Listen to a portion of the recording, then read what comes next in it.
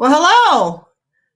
What's going on? What's going on? How are you? I'm good. I'm good. That's awesome. Let me introduce you real quick. I'm Jess Miller, and this is Half Naked Conversations with Comedians, and I'm bringing to you live the most amazing man, Kareem Blue, who is a boxer, which is why he does this. He doesn't do it. You don't do it like this. Boxer, comedian, entrepreneur. You have your own boxing club, right? Yep. Own boxing club. Yeah, been over for about 4 years now. You know. You were one of the last comics I worked with before all of this stuff started. Yeah, representing. I love the shirt. I love the shirt. Yes. I wonder where you got that from. Yeah. I don't know. How are you? How are you doing? How are things? I'm good. As good as they can be. With all things considering, I'm still eating. I have food. Food. That's toilet good. paper. You know what I mean? Did you go crazy in the beginning with this? Like you just started eating up everything? No. Yeah. I mean, I snack regularly. You know what I'm saying? That's what I do. You know what I'm saying? I work out and snack. Yeah. The thing is working out, right? Right. That's the key. That's the key. That's the key is to working out. You know what I mean? Yeah. Steph loves your shirt. Jeremy Casey, Kareem is hilarious. Savage. Yes, he is.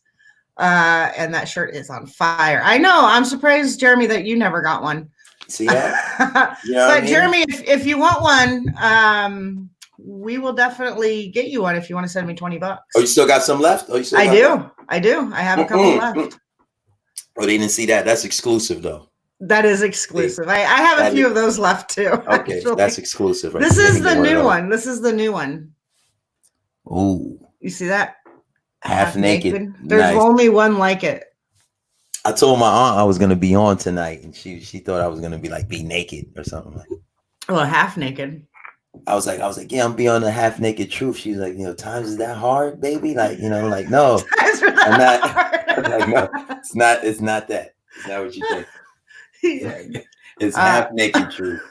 It's Half Naked Conversations. Yeah, it's not like a truth or dare kind of thing, but we could play. I mean, I would like to figure out how to bring some levity to this, but I don't know how anymore. I don't even know how to write a joke anymore. It's so crazy. Shots fired. Need one. You take favors? Yeah, I take favors. I take favors, Jeremy. Yeah. Let's talk. Give me a call tomorrow. I'll show you a favor. Put him on the spot. Nice glass. So how are things? What's going on with you? Are you doing any comedy? Well, I actually did a online show with Peaches Rodriguez. You know Peaches Rodriguez. Yeah, I love Peaches. You know what I mean? Like so I did an online show with her, and I was like, oh man, it was kind of weird. Like, you know what I mean? Like, you know, it was on the Zoom thing, so like you couldn't really, you know, see the people. Like, it's just like, it was like you're just talking to yourself basically, like we always do, with a camera there now. You know? It's a little weird, right? Right, it's a little weird. I haven't tried it yet. I just assume that they're laughing at everything. I just assume I'm killing it. Really? I can't. That's all you have to do. Just assume you're killing it. Like, just like whatever. Like I'm on fire. Like the crowd in my head they're dying. You know yeah. Can you actually do that and convince yourself of that? Yeah, that's what. Yeah. You're like, whatever. It doesn't matter. That's what I do. No, I mean, that's what I do. I'm like, hey, you know what I mean? And it actually works for you, huh? Yeah, I'm like, you know, it makes me comfortable. I mean, that's how I work my jokes out anyway. You know. Yeah. Before I get to a crowd, I just, you know, pretend I'm in front of a crowd. So you're adjusting and adapting. Yeah, you know, that's what we got to do in these times. You know, at any time, we got to adjust and adapt. Yeah, I don't like to adjust or adapt. Yeah. I am very highly opposed to it. You were in the service, right? Correct? You was in the service, right? Yeah, I was. Yeah, things were very regimented. No, things were very like dress in the service. You always knew what to expect for the most part. Okay. You know, you knew what you were getting yourself into. Like I've never been through anything like this. I mean, depression, but you know, that was right. So you never had to be like in a foxhole or nothing like that? Nothing like that? No, only in basic training. Okay. Yeah. I actually we did we did bivouac training, which is kind of like you go on a you know, like it's almost like war games. Right. And I've heard of that. Have you heard of this? And you have to sleep with your weapon on you and stuff. And I remember I got up one morning at like 3:00 in the morning. You go to the bathroom and they have blank adapters on the end of the M16s. So they're just basically you use blanks to fire your weapon, and then it has an adapter that goes on the muzzle of the gun, and it keeps the blanks from going. You know, so you're making me nervous because you're smiling while you. No, I went to get up, and for some reason the blank adapter cut underneath my eye, like in my eyeball, and so I had blood coming down my face. It was like that was my war wound. Wow. Yeah. That's all I got. Can you still see it? Can you still see it though? Or no, like God, no. Oh, no, I got very lucky. But I mean, or unlucky, that would have been a cool scar. No, because it was in my eyeball. Oh, so you didn't get nothing on the just straight in. Just straight in my eyeball, right underneath the brown part, clean cut. Oh man! And I was very lucky, but the doctors made me wear a patch on my eye. And the next night we had night. It was kind of like nighttime training, so you had to walk, and it was night firing, basically night fire training, and with one eye and no depth perception. And I walked right past a foxhole and just went. One leg was way up here, and one leg was way down here because I didn't even see it. It just didn't even see it. So that's my story about foxholes. It's not a really good story.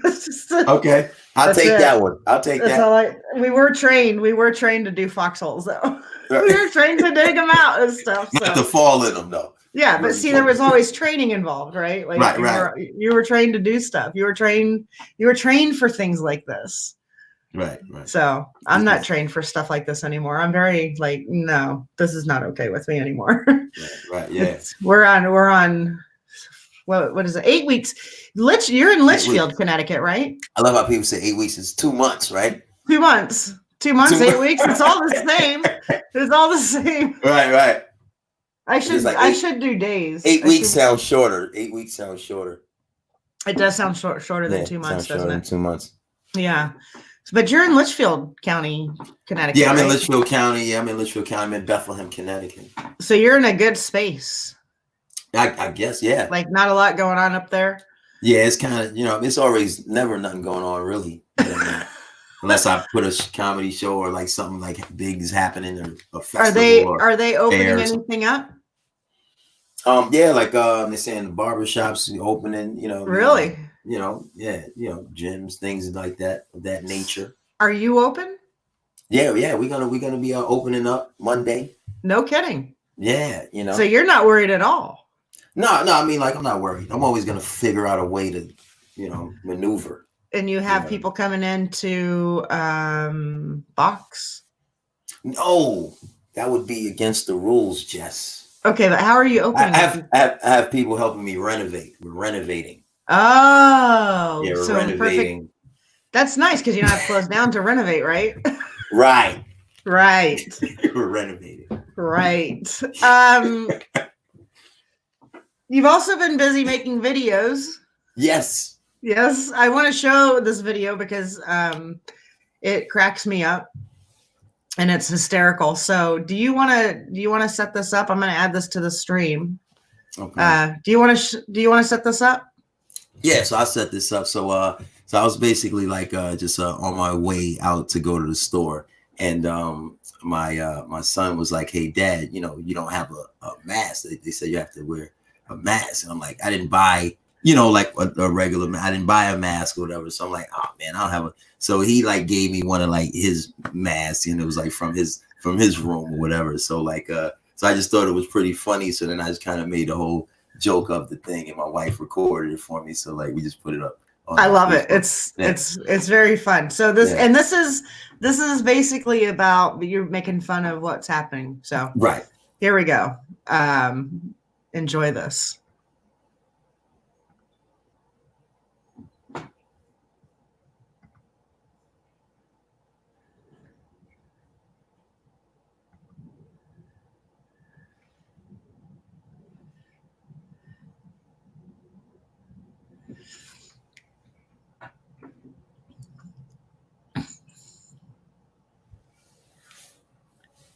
$1,200.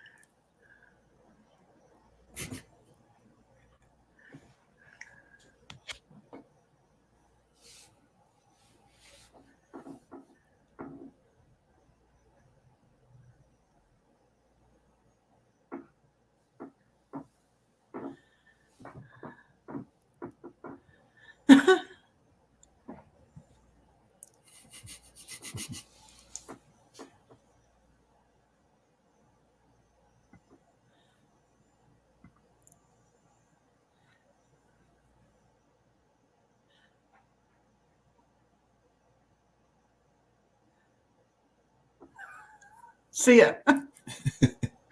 I don't know if that actually played. Hold on one second. Steph was just saying that there's no sound. Oh, okay. I thought they was hearing it on their end. I heard it on my end. Oh, okay. Let me just make sure. Did Steph, you didn't hear that at all? Oh yeah, they said no sound. No sound. Okay, let's try it again then. Right. We're gonna play it one more time. We'll try it one more time.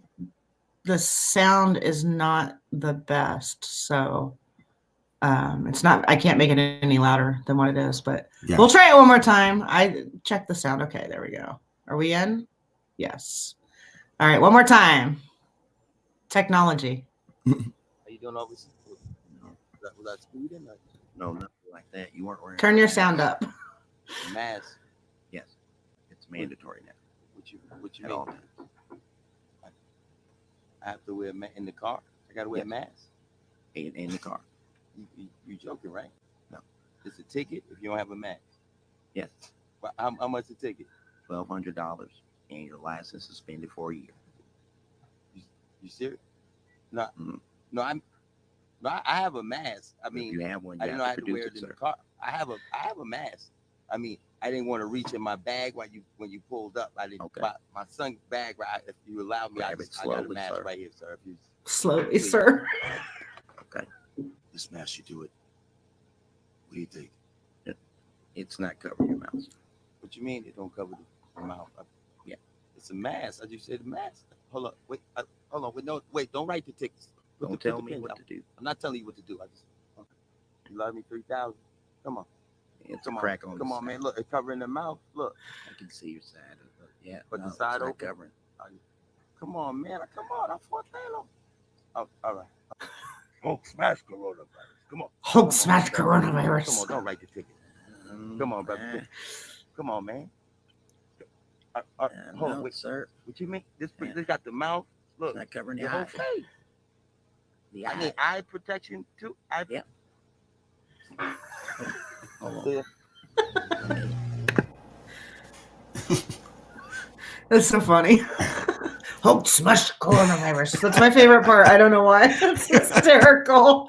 All right, so that was better. They got your Nina got that, and Steph got that. So very good. Cool. Good. So that actually went through that time. Good, it's good. Technology at its finest. So your kid has a lot of masks. Yeah, he got a lot of masks. He loves superheroes. Yeah. Oh man, that's great. God, that was hysterical. I thought that was going to go in a completely different direction. So that was right. I really did. Right. I was like, this is not going to be good. Right. But like, that's what I love about comedy is you can turn something that people would think is not going to go in a certain direction into a completely different direction. Exactly. Right. Yeah. So that was great. That was very creative. So thank you. What else are you doing to keep yourself busy then? I'm just exercising, me and the family, like we still like exercising together, Yeah. Are you teaching them? Are you homeschooling them at all? Or is Nina doing all the work? She's doing the homeschool. I'm more like the principal. You're like the principal. Yeah. You know what I mean? Yeah. Like get out the halls, like, stuff like that. You know what I mean? Yeah. Yeah. Like go back and do your homework. Yeah. Right. Do you hand out detention? Yeah, they got to go outside. You know what I mean? That's their detention is going outside. They're like, yes, thank you. You got to go in the yard. You're the principal. Okay, right. So you're not doing the hands-on. So I'm the gym teacher. You're the gym teacher. Okay, that works. I'm more like the gym. So how did you get your start in comedy? Like, what happened? Like, how long have you been doing it? What happened? I've been doing it for about 9 years. Like 9 years I've been doing comedy. Actually, I did a funny video for one of my buddies, and he's a rapper, and he was rapping back then. You know what I mean? He makes like beats now for like other rappers. Nice. But I made like a little comedy video, like, and I did like a little spoof of a cop. I was a cop in the video, and like I was a funny cop. And this guy that I know, Joel Dollars. I don't know if he ever booked you before. No, he booked a lot of us. He booked a lot of us, Beecher and John Romanoff, like back in the day. But nice. Before he was doing that, he had saw the video. He said, "Yo, man, you're pretty funny. You do stand up?" So I was like, "No." So he was like, "Hey, I got a comedy show. Like, would you want to try to do some stand up?" He was like, "The show's in 2 weeks." So I was like, "Okay, bro, cool. I'll do it." So like, I was like, "Why not?" You know what I mean? So like, so I went to Danbury, met up with him. So like, he met me in the parking lot. So he's like, "Listen, man, like, I've been getting a lot of like, green comics. I don't really have any money to really pay them. So like the manager doesn't want to do these shows anymore." Cause he was like, they don't like the comedians, you know what I mean? So he's like, "I need you to be really funny tonight." I'm like, this is my first show. I've never done this before. First time ever doing it. Yeah. So I was like, I've never done this before. So I get up there and I said the jokes that I wrote for the 2 weeks or whatever. So I did about like 10, 15 minutes, you know what I'm saying? On your first night? Right. Which I didn't know at the time was crazy. You know what I'm saying? So so I did that. So the crowd laughed, and the manager laughed, and I was leaving. I was just so hyped up. I was leaving. I was in the parking lot, and the manager stopped me, and he gave me $50. And he was like, "Hey man, you were funny." Like, he gave me $50, and then Joel called me again. And then I kind of like started structuring the jokes I had, and I met like, dudes like Beecher, like Dan Rivera, you know what I mean? And they kind of helped me like you know what I mean? Like not rush and like, trim the fat, things like that. Yeah. Yeah. Wow. That's crazy. So you just got up and did 10, 15 minutes your first time. Yeah. And I didn't even know. Most of it was like crowd work. It was a lot of crowd work. You did crowd work. Yeah. So I was doing like crowd work, talking to people. Stuff, Were you hosting? No, I wasn't hosting. No. Oh my God. That's insane. No. Yeah. I couldn't even imagine doing crowd work my very first time. Yeah. I was so scared. I used to do music. Well, I mean, I did too. I mean, okay. That's the bonus, right? Yeah, that's the bonus. What type of music? I played the clarinet. Okay. Okay. Was it like an electrical one, like with a band? No, it was just wood. I just blew on the wood, Kareem. That's what I did. Okay, so you gave that up. Yeah, I don't blow anymore. Right. On wood. I don't blow on wood anymore. Yeah. Anything else I'll blow on. Yeah, so yeah, exactly. And then I became a vocal major in college. And then, so yeah. Nice. I know you're trying to picture me blow wood, so please don't. It's not good. It's not good. Oh, no. Yeah. So the other stuff that you do is like you produce shows. Yes, yeah. I've been doing that for about 6 years. How do you like doing that? What's your take on it? I love doing it. Like I love treating the comedians how they should be treated. Which is how? You know what I mean? Like, you know what I mean? Like I always have like, food. I always, you know what I'm saying? Like make sure they're comfortable. You know what I mean? Just like, cause I look at like comedians like they're stars, or like just, maybe the whole world doesn't know this yet, but you know what I'm saying? But I don't need everybody's validation for me to know what I'm seeing with my own eyes. You know what I mean? I like that. Yeah. How many shows do you think you've done since you started? Probably about 70, maybe. Really? Produced? Yeah. Really? Yeah. That's a good number. I think we're close. Producing is a much different animal than right. But once you get into a flow, it's like, it's like once you get into a flow. Yeah, the flow is helpful. Definitely. Right. If you have a space and you have flow, like that's why I did the OMG Club, because and that flowed pretty well. So so yeah. So what else is going on? You've been doing it for 9 years. Yeah, I've been doing it for 9 years, and I saw a podcast that you did a few weeks ago. I don't remember who you were talking to, but something about you had met Bill Cosby. Yes, yeah, I met Bill Cosby. That's when I was like 16. Okay. Yeah, so I met Bill Cosby when I was 16, and I was basically in the Big Brothers Big Sister program in New York. Okay. So that's basically like where they like partner you up with like a professional like person, and then like you kind of like link up with them and like hang out, do lunch and things like that. Yeah. So like the mentor that I had, he worked for Oppenheimer, and they were partners with Madison Square Garden, which the Knicks play at Madison Square Garden. So so me and him, like we got really cool, like and his bosses sometimes they would go out of town and they would give him the tickets. Nice. And he had like floor seat tickets. So nice. So one of the reasons they paired us up because we were both Knicks fans. So we go to the games, and like I'm like floor seats, like I like Spike Lee is like like 7 like seats down, like are you serious? Yeah, and I'm 16 years old, like going like you crazy, would have been, you know what I'm saying? Yeah, like, no kidding. You know what I mean? Like I'm going bananas, like oh my goodness, and like and people were like, who is this kid? Because it's like we don't behave like this, like down here. Like, you know what I'm saying? Because I was going crazy, you know what I mean? Like, you know what I mean? It was just amazing. Like, you know what I mean? That would have been so much fun. So needless to say, right? So like basically they picked me and him to present an award to Derek Harper, which was then the point guard on the New York Knicks. Wow. Right. So we got picked to go to the Waldorf Astoria to present the award.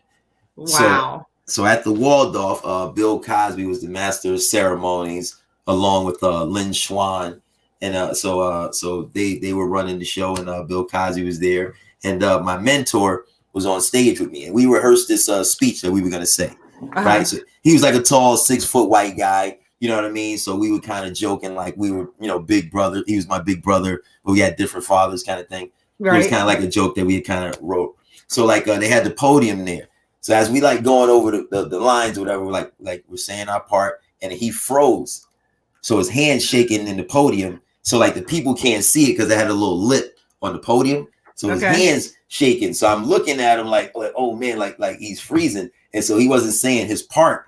So I just like put my hand on his hand, and then like, you know, like and he stopped like shaking. So then like he wasn't saying anything. So I just started like doing crowd work. I just started talking about people in the crowd. Like we are in the crowd, there's like 800 people. And you're 16 years old? 16 years old. So like they're like all like Eartha Kitt is there. Like, you know what I'm saying? Like, you know, like there's there's like fancy people in here, like you know, like the food and everything. So like they're laughing, you know what I mean? So like then eventually like my mentor, he comes through. This I only did like maybe like 2-3 minutes or whatever at the time. So then like he comes through, he says his lines, then we present the award and we get out of there. And then afterwards they were taking the pictures. So then like Bill Cosby ran up and like he was like, oh man, like let me get in this picture. Like this kid's funny. So then he told me, he was like, you're a funny kid, like you should be stand up. So he was like, you went off the cuff on in that part. You went off the cuff. And I was like, I didn't know what he was talking about. I was like, all right, yeah, whatever. All like, right. I'm like, this is Heathcliff Huxtable, like at the time, you know, it was Heathcliff, like not the Cosby we know today. It was just right. It was the good Cosby. Huxtable, right? It was the good Cosby, right? You know what I mean? Yeah, that's awesome. That's amazing. Yeah. Wow. 16, so that was actually the first time I did some like that. I mean, because it takes a lot of confidence to do this. It's not an easy thing to do all the time, right? I mean, you make boxing helped me with that. Yeah. So what was your boxing career like? Well, I only did amateur. I was 19-1 in my boxing career. 19-1? Yeah. Eesh. Yeah. Now, could you imagine going back like 20 years and being like 19 now with the UFC? Would you get into that? Well, actually, like I was in the martial arts too. You were? Yeah, one of my instructors fought in the UFC 4, Ron Van Cleef. No kidding. Yeah, Ron Van Cleef. He fought Royce Gracie. So you're pretty into the UFC. Yeah, I love fighting. Period. You know, wow, people punching, kicking, elbows. I love fighting. I think it's way more entertaining than just regular boxing. I mean, like a fight is a fight. Like it could be a boring UFC fight, and it could be a boring boxing fight. You know, or it could be exciting. Like, cause sometimes a guy will lay on the floor and they just laying there. And like people just hugging, you know what I mean? Nothing's really happening. There's a lot of hugging. You know what I mean? There's a lot of hugging. And it's like nothing's happening. You know what I mean? So it's like, you know, it could be kind of dull. You know what I mean? Yeah, I never thought it was dull. No, I'm saying like you know, I watch it a lot. Like they had a fight like recently like before the thing hit. And it was Israel Adesanya, and it was like a boring. It was like, this is one of the most boring UFC main events in history. You know what I mean? Like, because the all they did was hug. They were just they wasn't even hugging. They were just moving around like, I don't know. Should I, you know? Swing. I don't want to. Yeah, it was just like, I don't know. You know, it was like that kind of thing. You'd have to have a lot of adrenaline to be able to take that first swing. Well, you got to be calm. You want to be calm. They lock up and it's boring. You have to be calm. Yeah, you got to be calm. They hug. It's called hugging. It's not just locking up. It's called hugging. That's the new terminology for it in the UFC. They're hugging. I can see Joe Rogan. Okay, he's hugging him. He's hugging him, Steve. There's a lot to boxing. Much respect. Exactly. I would say that I have a lot of respect for the boxers, but as a person who doesn't box, anyone that fights, you got to have respect for anybody that. I couldn't do it. Well, I mean, I think if I were like, maybe I'm not a hugger. Well, you don't have to be a hugger to know that what they're doing is hugging. They're like, man, don't hit me. Right. Or to get hugged. Yeah, I would hug. Like if I'm not a fighter, I'm a hugger. Right. But I think if I were in the shape that I was in the military, I'd totally be badass in the UFC. And it'd be a bear hug then.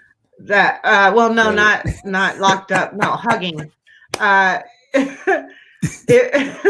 No, it wouldn't be a bear hug because I was in like massively good shape. I ran a 7-minute mile. I was in super good shape. Right? I would have kicked ass on the UFC. Yeah. Because the ladies UFC is fun. I mean, it's right, a little. And it was kind of, it wasn't even around really then. You know what I mean? So I love Lindsay. like the first one. Yeah, Lindsay. They're not taking a break. They're hugging. Keep trying. I'm just gonna keep going back to hugging. How about embracing? They're embracing. No, they're hugging. No? They're hugging. I like hugging so much nicer. Yeah, they're totally hugging. We got to keep it hugging. Totally hugging. Yeah.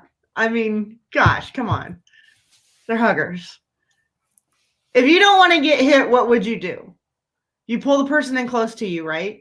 And you wrap your arms around them. I do believe that's the definition of a hug. Right. And there's no rule against whispering in the ear. Like, stop. Locking up, taking a break, hugging. Yeah, there's no rule to that. I would, if you were going to hit me, I would whisper in your ear. I saw one boxing match where the guy was beating on him and the guy was covering up, and the guy that was covering up, he yelled break. So the boxer stepped back and he thought the referee said it. Yes. Oh, that's nasty.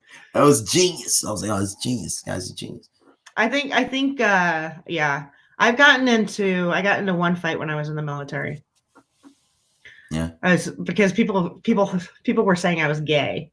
And I was like, I'm not gay. This is when I, first went in. I was like 18. And I'm like, I'm not gay. Like, knock it off. Because this was back in the day when you could get kicked out for being gay. Okay. And I'm like, right. I'm not gay. Right. I mean, I was so gay. But I didn't know. I was like, I'm not gay.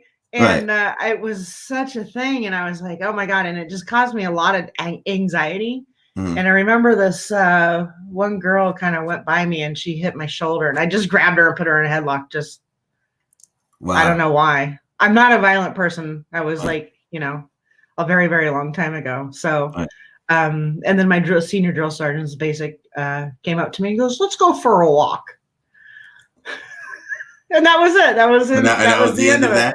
I mean, I was very fortunate in the fact that they liked me, because otherwise I would have gotten into a lot of trouble. But yeah, they must have like just attacking random people, just as punching random soldiers. Like, I think right after that we did pugil stick training, which I don't know if you've ever done. Have you ever seen or done that? I've never done it, but I've watched American Gladiators, and it is exhausting. And it's exhausting. It's very hard to do. It's hard. Yeah. It takes a lot of stamina to do it. Right. Yeah. Because they'd be like attack position and you go, kill! Kill with your little pugil stick. And then they'd be like, cool. Move, and you just start beating the shit out of each other. Military. I don't know. Why do they use pugil sticks? Like, what situation? In what situation would you be like, okay, bust out the pugil sticks? Because I do believe that the pugil stick is the replacement for your weapon. Okay. So if you get into a hand-to-hand combat and you have your weapon on you, you use it as a pugil stick. Okay. Right. So, okay. But you can't do that when you're in basic training to the people that you're in basic. I got right? Okay. Okay. So I mean, you could, but it'd be a whole different. I mean, it's the difference between using gloves and not gloves in boxing. Right. Because people would get hurt way too much. Right. This is a very interesting conversation. I did not see it taking this turn. Yeah, pugil sticks. Pugil sticks, boxing. Yeah, Steph and I used to watch the UFC a lot. For some reason, I think what's his name? Uriah. Oh wow, yeah. What do you know? Uriah Faber. Yeah, he used to be one of my favorite UFC fighters. Well, that's a long time ago. That's how long it's been since I watched it. Yeah. Then I think because they kept on coming out with pay-per-view. Okay. Yeah. And then they had the UFC. They're crazy with that pay-per-view. They really are. They had the UFC training where they did the reality show in the house. Yeah. Do they still do that? Tough. They haven't done it for a little while now. I think that's when I stopped watching it. Now I used to watch it. Quarantine. Now would be the perfect time. No kidding, right? Quarantined in the same house, so that'd be perfect right now. God, yeah. So boxing's hard. They just had a pay-per-view. They just had a pay-per-view the other night. Did they really? Yeah, I watched it. Yeah. Was that? So they had no crowd. They had no crowd. That was the one where they did it with no crowd. Yeah, no crowd. Yeah. What was that like? It was kind of weird. It was kind of like watching the reality show. The reality show, yeah. Yeah, I would imagine. Mm-hmm. Yeah, super bizarre. Right. Yeah, it was pretty weird. Yeah. It's, but, you know, hey, it was good. It was better than nothing. I was like, man, I'm happy to see somebody get punched like now. It'll like, be not, interesting. like not a past fight, like live. I want to see somebody get hit right now. Real time. It'll be interesting to see what happens. You could hear them fart. Oh my God. Really? It'll be really interesting to see how baseball handles all of this and football. You know, like I think they're trying to say, well, I don't know what the baseball teams are doing. I think the NFL is still on schedule. Right. But I mean, we don't even know what basketball is gonna do. I mean, they still haven't figured something out yet. Are they canceling it or what? I don't know. They something like a scene on TV, sex toy names. For those that didn't know what you were talking about, they sounded like as seen on TV sex toy names. For those who didn't, yeah, try that one again, Nikki. There was a lot of hugging. There was a hugging. It was all hugging. See? So, yeah. Hugging and pugil sticks. That's what they got out of this. Yes. Yeah. So, yeah, it's interesting. Yeah. But I love it all. Like, I love it all. Like, but like boxing, though, that gives me that gave me the confidence to, to do the comedy, do the stand up. Yeah, I could see how that would work. And I could totally see that because it kind of teaches you not to be afraid and be disciplined, right?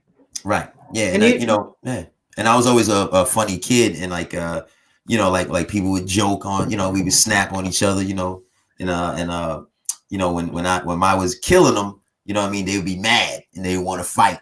And then they would like try to beat me up and I couldn't fight. So I was like, I need some hands. I need to learn how to fight. You know what I mean? Gotcha. If I'm gonna be funny, I need to back it up, Yeah. So that's what, yeah. Huh. Yeah. Interesting. I think that's what I love about it. I wouldn't have minded getting into something different when I was younger. Because there wasn't a lot. We're close to the same age. Yeah. I mean, there was, but that wasn't how my life went. So I started having knee surgeries at 25 and it just went downhill from there. So, right. Yeah. Like was it the kneecap? No, I had the whole knee replaced. Oh, geez. Wow. But I had 7 surgeries prior to that. Wow. Yeah. Was it that foxhole? Was it falling in the foxhole? Probably falling in the foxhole. Right.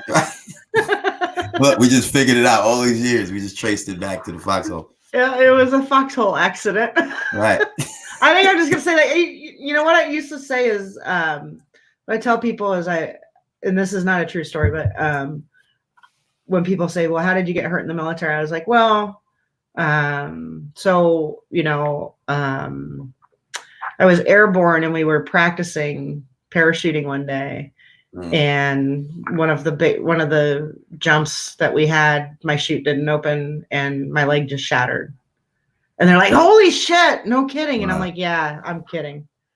I jumped off a bleacher and tore my ACL." Yeah. Oh man. Stupid story, but yeah. No, you just got to change bleacher to structure. I jumped off of a structure. A structure. Yeah. I'm telling everybody my secrets. Right. Yeah. I can't say any more than that. That's all I can really tell you. Yeah. Oh my God. Yeah. So how are you doing with things as far as like politics? Do you watch a lot? No, actually, no. I don't do politics. Wow. Yeah, I don't even do it. How do you stay away from it? Well, like, how do I want to say this? Like, I'm not really like, I don't really know much about politics. Like, I don't know, like, you know what I mean? Like, I didn't learn everything about politics. So I don't know everything about it. So I don't really speak to everything I don't know about.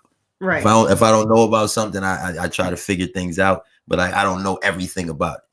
You know what I mean? I try to figure out which candidate I like, and then I try to place my vote by that.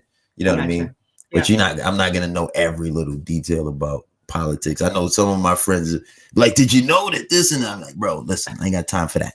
I'm moving. I ain't got time for that." You have time for it now. Yeah, I got time now. I got time today. You have lots of time got a lot of time today. Oh, You know.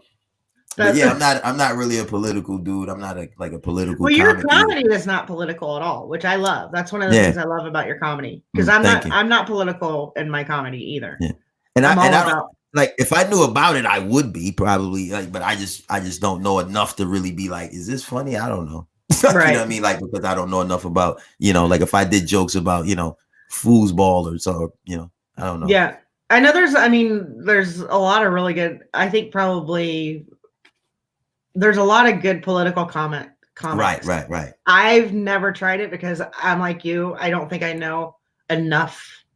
I don't think I'm smart enough to do politics. Right. And stand up. I'll just say it. I don't think I'm smart enough. And I also think it's very polarizing. So I try not to. Right. But it's like, I don't know what to do. Like if somebody like heckles back and they're like, yeah, it's because the GOP doesn't have the, I'm like, what? I'm like, all right, bro, it wasn't that deep. Why you got like, it wasn't that deep? You know what I'm saying? Like, I ain't trying to go back and forth with, you know what I mean? Like, so I don't even, know enough, like you were just saying, Yeah. People get too emotional. They get emotional. They do. But I've never seen that, like, because I'm originally from New York. So I've never seen that until like I moved out to Connecticut. Okay. You get what I'm saying? So like now I live in Connecticut. I live in the suburbs. So now people have lawns. Right. You know what I'm saying? Like in New York, like no one's like putting up a banner like on the fire escape, like, you know what I mean? Like that. You know what I mean? Really, right. You know what I'm saying? Like, you know what I mean? Like no one has a lawn and they're putting on their lawn. You know what I mean? Like, oh, I'm voting for so and so. You know what I mean? So like they might have a T-shirt, maybe, you know what I mean? But it's like, like not a and sign. Beyond that, it's like right, yeah. And a lot of people taking the train, like, you know what I mean? Like they ain't got like, a bumper sticker on their phone cover. You know what I mean? Or something like that. That would be funny though. Bumper stickers for phones. Yeah, politicians are not smart enough to do politics. That's where we're at. I would agree. That's pretty accurate right now. Yeah. How is it that what inspires you to write your comedy? How would you define your comedy? But like in the beginning, I was like trying to like force jokes. Like I was like trying like, oh, let me write something funny now. I'm gonna sit down today and write. You know what I mean? And then it was like it just wasn't coming out good. Right. You know what I mean? So like so I just started letting things hit me. You know what I mean? So like when things would like hit me, I would like record it. I would record it on my phone, like either record my voice, like if it was just a thought I had. Yeah. Or if it was like a voice I was doing or like a face I was making with the joke, I recorded myself. Like, like my actual face doing it. So how much time do you have now? Like, because I know that you can headline. Yeah. I got over an hour of material. I got over an hour. Yeah. It's taken it's taken the whole 9 years to write that, right? Yeah. 9 years. Yeah. I'm amazed when people drop an album because now once you drop it, you have to go out and write a whole new hour. Right. And I'm like, wow, it took me 8 years to write 1 hour of material. I don't want to do an album yet. I'm not ready. Ready. Have you done still milking this cow, right? Well, I mean, yeah, it'll be interesting because I don't know how much things will change and how much our comedy will, like, if depending on when things come back, and when we can start doing comedy again. I'm like fall of 2021. That's where I'm thinking. So just so I can prepare myself because I don't like to be unprepared for stuff. Right. So you go extra. You go beyond. I'm just gonna go well beyond. Right, I got you. Based on everything that I've seen and heard, because I just don't know, Right. And so I try not to follow the politics of it and just listen to what the scientists are saying, but I don't even know around the politics stuff kind of screws all of that up. And so I'm like, so I just read a lot. I don't know what to believe anymore. I don't know where to look. I don't know what's happening. I don't know if the hornets are coming. We're opening. We're not opening. Yeah, there are murder hornets. Hornets. I can't keep up. It's a lot happening. It's a lot. Keep up with everything. It's like a lot going on.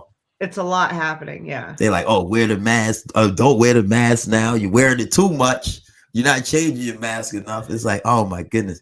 Yeah, I don't ever remember nothing like this ever in my life. I don't remember. Yeah, I don't think there's been anything like this ever. Right. I can't think of anything that's even been. I mean, 9/11 was pretty bad. 9/11 was horrific, right? I mean, I saw the towers fall. Did you really? You were there? Yeah, I saw it fall. Like I don't live too far from it. I live in the Lower East Side when I was living in New York.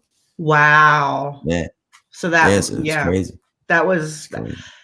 I think the difference in what's happening now and what happened then is that everything, for me, like everything went silent, right? Like everything just got really quiet. Right. Like everybody was quiet. Everybody was like watching their TVs. Everyone was like, and then all of a sudden when people were driving, you saw the flags on the cars. Mm-hmm. And then people started coming together. And that's so not what's happening now. You don't see that now. It's all like, if you wear a mask, you're an asshole. And if you don't wear a mask, you're an asshole. And I'm like, no, just wear your fucking mask. Like, just do it. So, you know, like, now it's Comic-Con every day now. It's awful. It's awful. Like, I really do wish that everyone could get along, but I don't think it's going to happen. Yeah. And I think people are touchy. I think that's what I miss about comedy the most is when you go into a comedy room, no matter who you are or no matter where you're coming from, we're all laughing. As long as the comics are good, we're all laughing. Right. Right. This stuff that's happening now, I don't have a release for it. Exactly. Right. I know what you mean. You know, so that's why I started making the videos. Like I wasn't really even doing that before this. You know what I mean? Like I just started, you know what I mean, messing around with the camera just to, you know, keep myself, you know what I mean, active, you know what I mean? Yeah. And that's what happened, you know. Yeah. And you exercise a lot too, so that helps. Yeah. Yeah. I think that keeps your endorphins up. Yeah, my endorphins are very, very low right now. I'm like, I need sunshine, I need water, I need people, you know. Right. So how are you and your wife getting along with all of this? You guys are doing okay? Oh yeah, we're good. Like we always you know, she still loves you? Yeah, she still loves me. Good. You know? Yeah, she loves me even more now, you know what I mean? Does she? Yeah. Yeah, Nina's awesome. Yeah, I don't bother her too much. I stay out of her way. Are you looking at her right now? No. Oh, you keep going like that? No, I'm just making sure she don't come in like while I'm talking. Like, you know, she's watching, right? Yeah, she's from somewhere else. Yeah. So's my wife. She's up. I think she's upstairs watching. That's so funny. Yeah, headphones. Yeah. This is. Yeah. I don't understand the politics of anything. I think one of the things that this has done is it's really kind of exposed the racial disparities.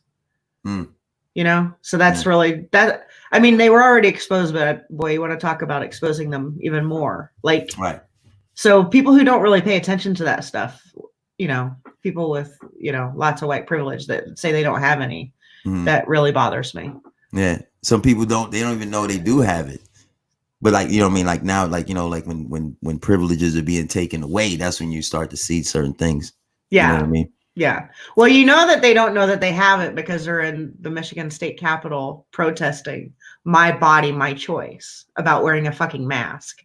Right. And I'm like, really? Yeah. So. And it's crazy because like some stores are saying like you have to wear the mask to come in, you know? I think that's most stores now. Yeah, but then like, so now there might be like certain stores that'll be like, we don't want any mask in our store. You know Are you serious? Yeah, I mean, like you see signs like that now too. Yeah, I mean, so it's like it could be like, you know, it's real touchy, you know. Yeah, I mean, going back to your video that you made, I was not seeing it go the direction that you were taking it as far as wearing masks. Right. That's not what I was expecting at all, which is what made it really, really funny. Right, because it went left and it was like, oh, I thought it was going somewhere else. And you kind of probably knew that that's what people were going to think, right? Right. Yeah. So that was a very clever way of dealing. How are you dealing with the things that are happening right now, like with Armand Arbery? Well, it's like, you know, it's like, it's just like sad. It's always sad when like something like this happens. Yeah. But it's like, you know, it just seems like now like the world is paying attention because it's stopped. You know what I mean? Like they're paying attention now because everything is not moving. Right. But you know, like if we were in the NBA playoffs right now and things were going on, there's boxing events, there's things going on, like that would have happened. Like people still would be upset and things like that, but it would have kind of been moved on. Right. You know what I mean? People would have moved on. LeBron scores 45. You know what I mean? It would have been like, and then they would be like, who? Right, and people move on. You know what I mean? They move on like from it, which is sad. You know what I mean? But it's like, you know. Well, I was talking to my friend Anna about it last Monday, and I didn't even know what she was talking about. Right. I mean, well, like no one really knew because it came out of nowhere, and it happened, like they said, it happened in February, I believe. Yep. So it's like, you know, you didn't even hear about it till late. You know what I mean? Then they released one video, then they released another video, and then it's like, you know, you're like, wow. Did they release a second video on that?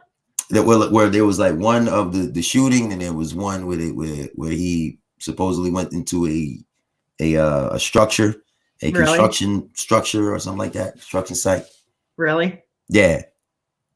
Like beforehand, and that's where they were trying to get him or something like that, I believe. But they got the lawyers looking into everything, and like, you know, so because they were saying it was another guy and it wasn't, you know, so it's like, you know, it's like it's very confusing, and it's like when they're in control of the footage and everything, is like, you know, they'll release it at different times. Right. And they'll release it from their perspective. Yeah, right, right. Which is usually good for mostly only white people. The drama, the drama, like, you know what I mean, just stirring up. You think it's stirring it up though, or do you think it's like accomplishing anything?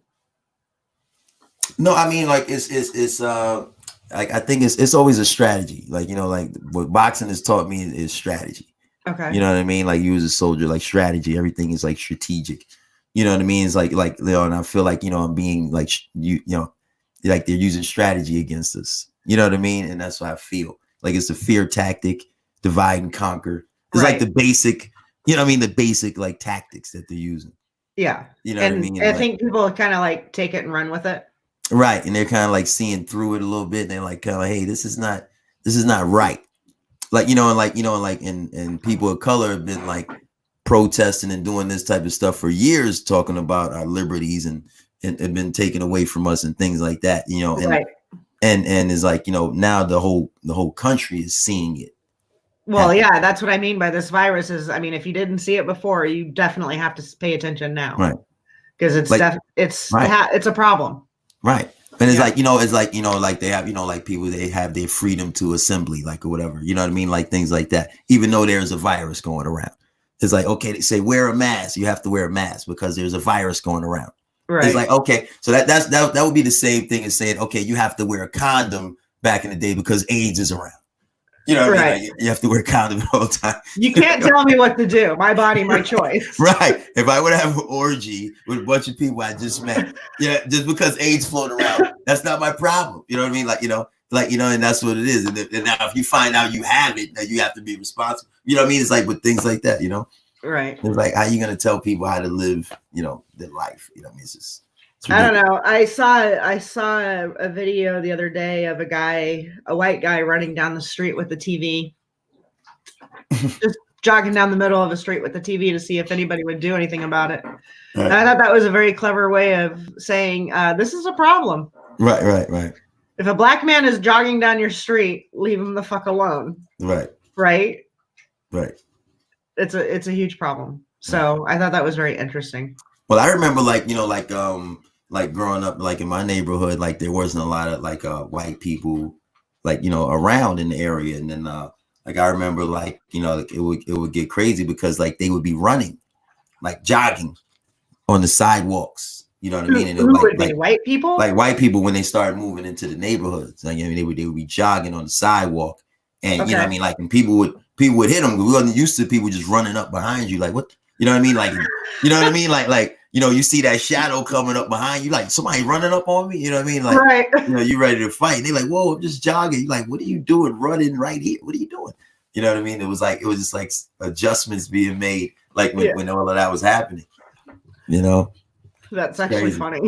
Yeah, and they started going to the track. Then they renovated the track, and then everything was cool. Yeah. Oh my God. Yeah, that's crazy. It's crazy. Weren't used to jogging in the hood. They weren't used to that. It's an interesting conversation to have, and I think mostly white people have to have it with each other. You know, honestly. Right. But so what's coming up for you this year, like in terms of comedy or like your boxing stuff?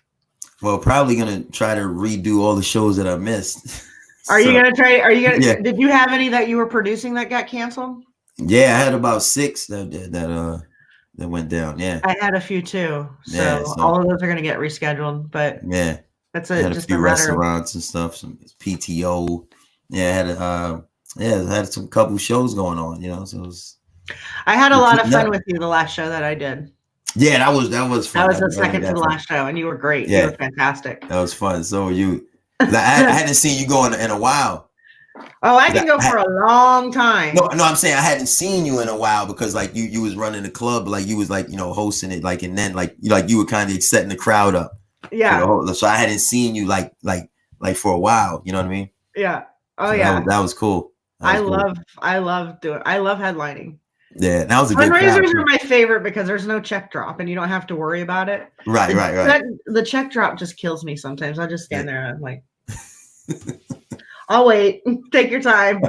I'm not in a rush. You guys, I know you have to count. Go ahead. Do it.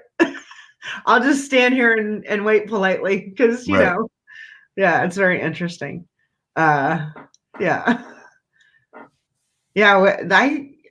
Well, in December, because you came up a couple of times. You came up. Yeah. I booked you once. I know Artie Robb booked you on a show. Yeah. And yeah, I think I definitely, and you're not a super dirty comic. Yeah, I mean, like you don't swear a lot. Some people told me I do. They say I swear a lot. Some people say I do. Really? I didn't notice because I swear a lot. So maybe you didn't notice it. Okay. I might have not have noticed it because I'm like, yeah, open it up. I actually like when we were working together in Connecticut with Dave, I was like, no, swear more. Because that kind of helps me, you know, like I can gauge the audience off of what the people are doing in front of me. Right. Like how much I can swear, how dirty I can get. Right. Just based on where they're coming from. So it's helpful, but yeah. So I can't wait to work with you again. Yeah, man. Like it's always fun working with you, man. It really is. We have a good time. That's why I was so hyped up when you had the club and it was so cool. I mean, like everything was like, you know what I mean? Like you like put your foot in it. You know what I mean? Like you guys like, you know, did it to the best of your ability, man. It was like, you know. Yeah, I put my foot in it big time. It was actually a proud moment. It was a proud moment, you know what I mean? Oh, thanks, bud. A fellow comic, like, you know what I mean? It was inspiring. Oh, I appreciate that. Yeah. It's not easy to be an entrepreneur. Right, it's not. Yeah. Right, especially now. So imagine now they would have shut it down. Yeah, I got very lucky. Right, you know what I mean? So it's like, you know what I mean? So technically you kind of got lucky. I don't know what kind of intervention it was, but divine intervention, whatever you want to call it. Some people are still charging rent to, like, you know, to yeah. You know what I mean? Like, even though they can't get in there, you know what I mean? Like, which is not fair either.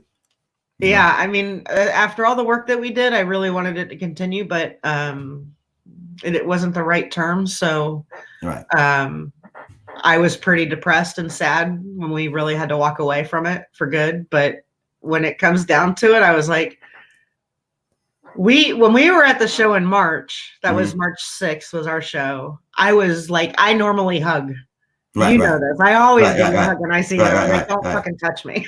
I was like, and everybody thought I was out of my mind. And I'm like, I'm not crazy. I am absolutely not fucking crazy. I had told the organizer, I'm like, if there's one case in Connecticut, I'm out. We're canceling the show. Like, I'm out.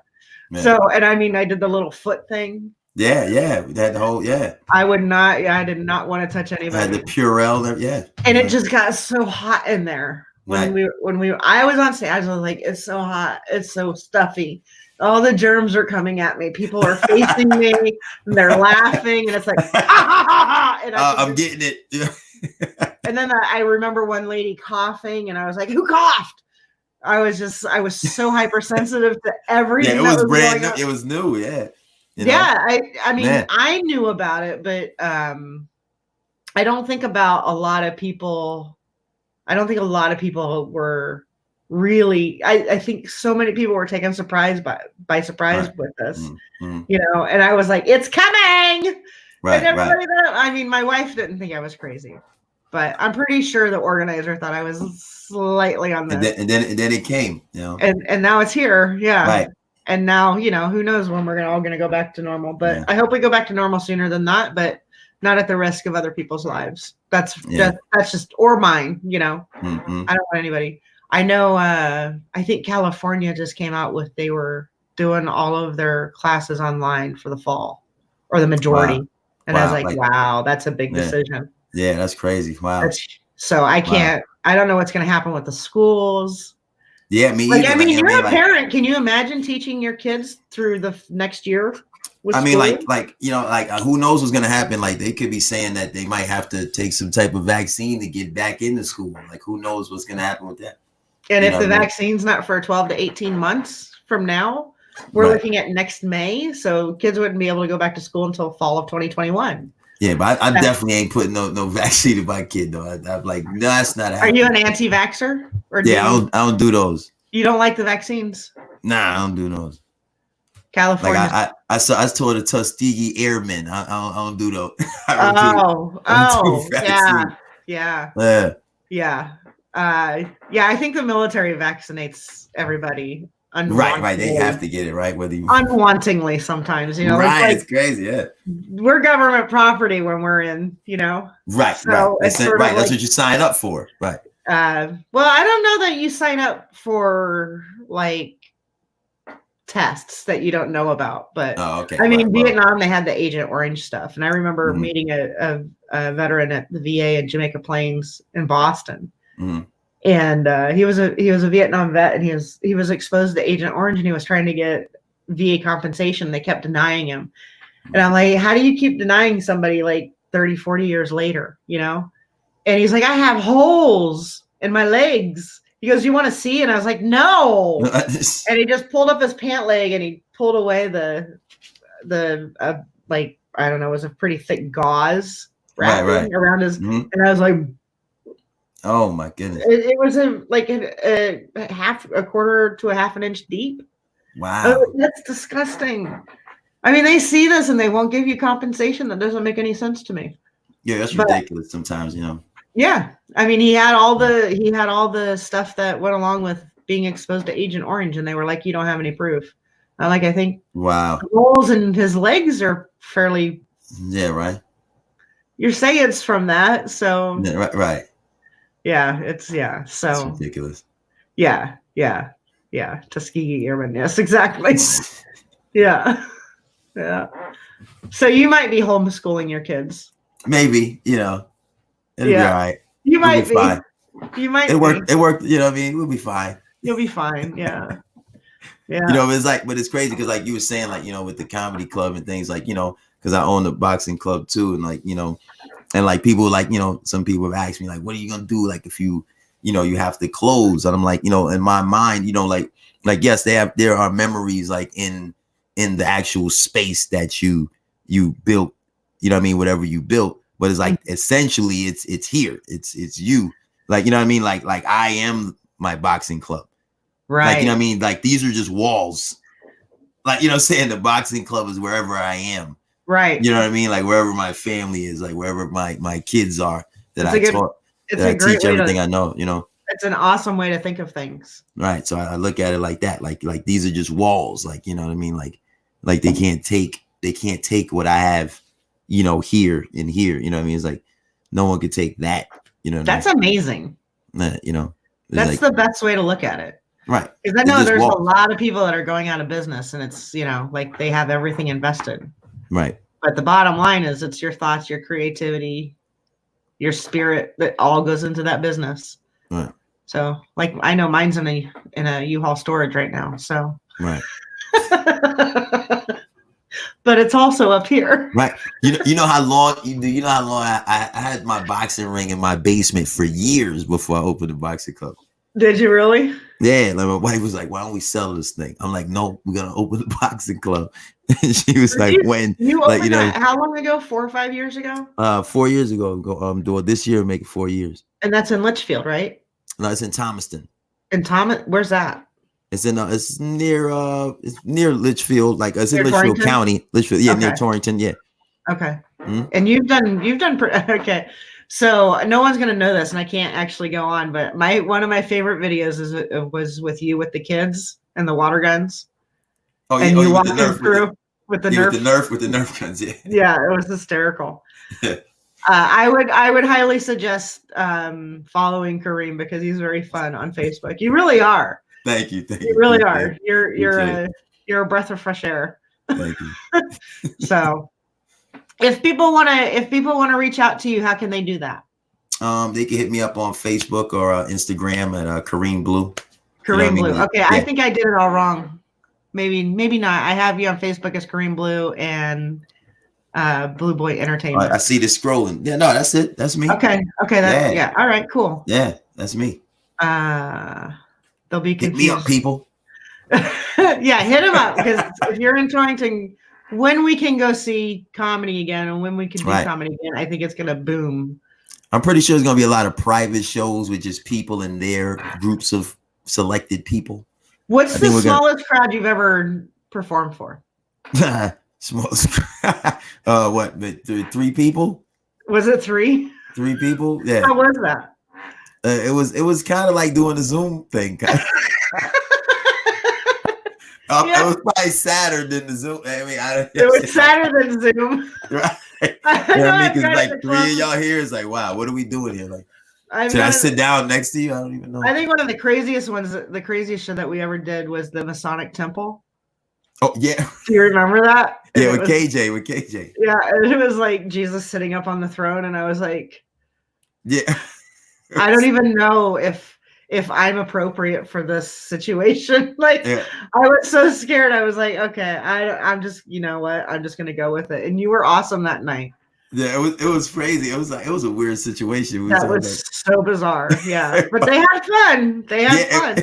We did. You never know. I mean, it was like, is this for real? Like now, are we for real?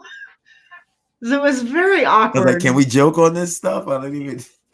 Oh yeah, I think they loved it when we did it. Yeah, right. In the beginning, I wasn't sure. It was a soprano guy, the Sopranos, and Jesus sitting next to each other. Right. Do you remember that? It was so funny. Yeah. It was hysterical. I was like, yeah. This is the worst and best thing ever. But even back then, you were talking about a comedy club. Oh yeah. Yeah, you were talking about. I'm getting old, so I feel like I don't mind just staying put. You know, like right. I love my audiences. I love being in Western Mass, and you know, I mean, there's not a ton of comedy here. I mean, there's a whole bunch of us that are doing stuff. I mean, Philip does stuff. I do stuff. Right. Other people do stuff, but I just kind of want to be in my own little space, you know, and do my own thing. I feel you. Yeah, kind of like you. You know? Yeah, It's a hard job. Right. It was way more than I ever thought it would be, but it was way more fun than I ever thought it would be. Yeah, but once you started like rolling, it was like, you know what I mean? Yeah, once you start working out the kinks, and I mean, that was the thing. Like, if you know this hadn't happened, I'd probably just be like, oh, you know, missed opportunity. Right. But I think it was a really good test drive. Yeah, I mean, it was great, man. Like you had it rocking. Like, you know what I mean? The food was good. The food was frozen. Yeah, I'm saying, but it was good. The best that we could do at the. I'm saying it's comedy club. You know what I'm saying? It was good. You know what I'm saying? For like, right, it was bar food. I'm saying it was good. You know I know there's a place in Naples, Off the Hook Comedy Club, and they serve like shrimp, and I mean they have such good food down there.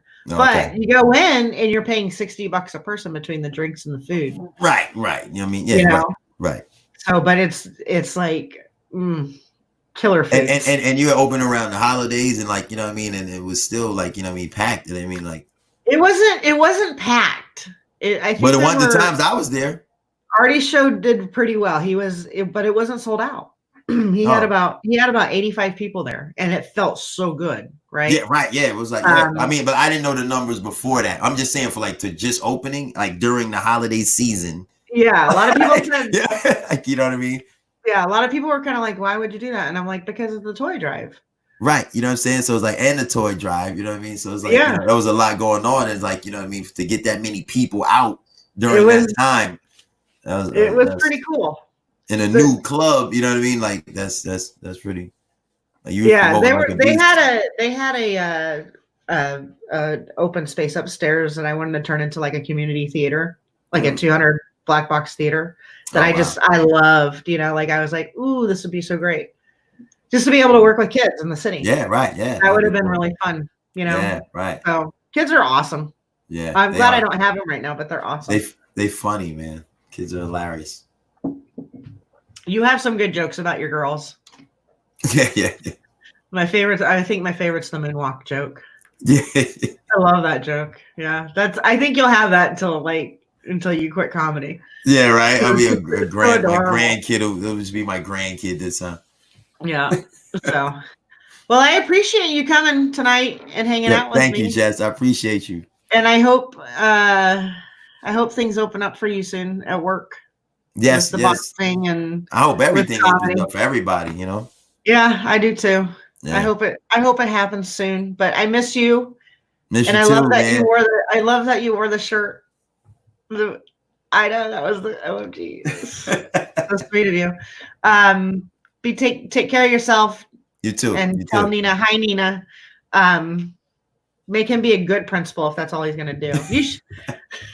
I'm like Joe Clark. I'm like, lean on me. Lean on me. Okay. Hang out for a second, okay? I'm just gonna get us out of here, and then I'm gonna put you back in the green room, and then I'll come right back, okay? Okay.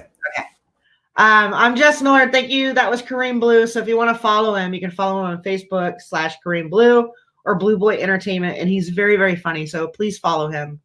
And I think that's it for us tonight. Thank you very much for coming on and watching, and we'll see you tomorrow with Stephen Scott.